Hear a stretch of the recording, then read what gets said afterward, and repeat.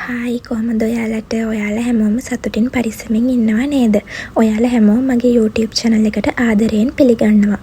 එන්න අද අපි යමු හල්පේ පත්තිනි දේවාලය බලන්න යන්න. හල්පේ පත්තිනි දේවාලය පිහිටලා තියෙන්නේ හරියටම මදුල්ල බණ්ඩාරවල ප්‍රධාන පාරේ හල්පේ කියන ගමේ. ඔයාලට මේක හොයාගන්න ලේසිම ක්‍රමය තමයි හල්පේ ඉන්දන පිරවුම් හල ගාවට ආවනම් ඔයාලට හරිම ලේසියෙන් මේ පත්තිනි දේවාලය හොයාගෙන යන්න පුළුවන්. මම මෙහෙම ඉස්සරහට යන ගමන් ඔයාලට හල්පේ පත්තිනි දේවාලය ගැන විස්තර ටිකක් කියන්නම්.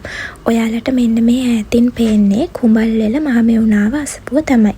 ඔයාලා කුඹල්වල මහමෙවුනාව අසපුවේ වීඩියෝ එක බැලුවේ නැත්නම් ඒ වීඩියෝ එකත් ගිහිල්ලා බලන්න කියලා ආදරෙන් ඔයාලගෙන් ඉල්ලනවා.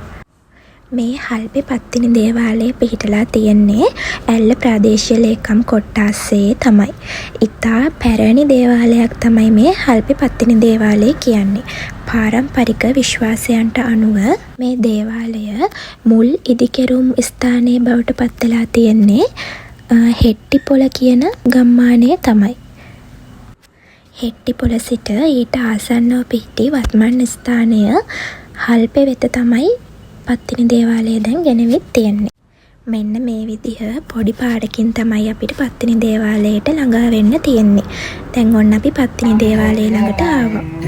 මේ පත්තිනි දේවාලයේ පූජාවල් තියෙන්නේ හැම අවුරුද්දකටම එක වතාවක් විතරයි. හැම අවුරුද්දෙම අගෝස්තු මාසේ විතරයි පත්තිනි දේවාලයේ පූජාවල් පැවැත්වෙන්නේ.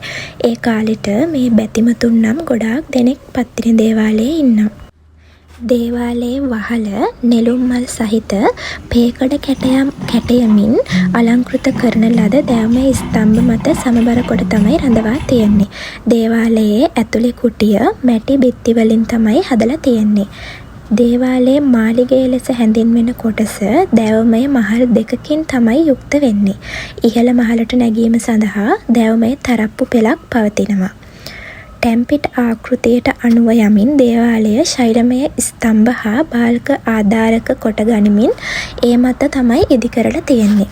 දේවාලයේ පහළ මාලයේ පත්තිනි මෑණියන්ගේ සඳුන් දැවයෙන් නිර්මිත ප්‍රතිමාවක් තමයි දැක ගන්න පුළුවන් වෙන්නේ.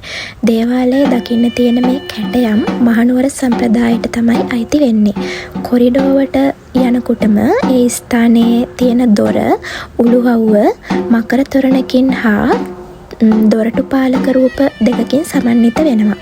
දේවාල පරිසරයේ පැරණි බෝධිකරයක හා පැරණි පන්සලක ඉදිකිරීම්ද මේ සියලුම ඉදිකිරීම් වට කරමින් නිම වූ ප්‍රාකාරයක්ද දේවාල පරිසරයේ දක්නට ලැබෙනවා.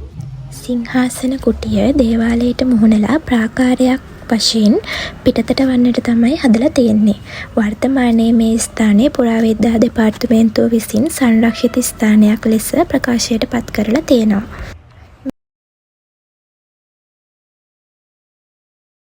මේ පේන්නේ ඔයාලට ගිනි පාගන ස්ථානය. ඔය තියෙන දර දාලා ගිනි මැලයක් හදලා ඒවා අඟුරු වුණාට පස්සේ ගිනි පාගන එක තමයි කරන්නේ. ඒක කරන්නේ පාන්දර 3-4 වගේ වෙලාවල් වලට තමයි. ඉතින් මගේ වීඩියෝ එක බලපු හැමෝටම ගොඩාක් ස්තුතියි. මගේ වීඩියෝස් වලට කැමති නම් මගේ channel එකත් subscribe කරන්න කියලා ඔයාලගෙන් ආදරයෙන් ඉල්ලනවා.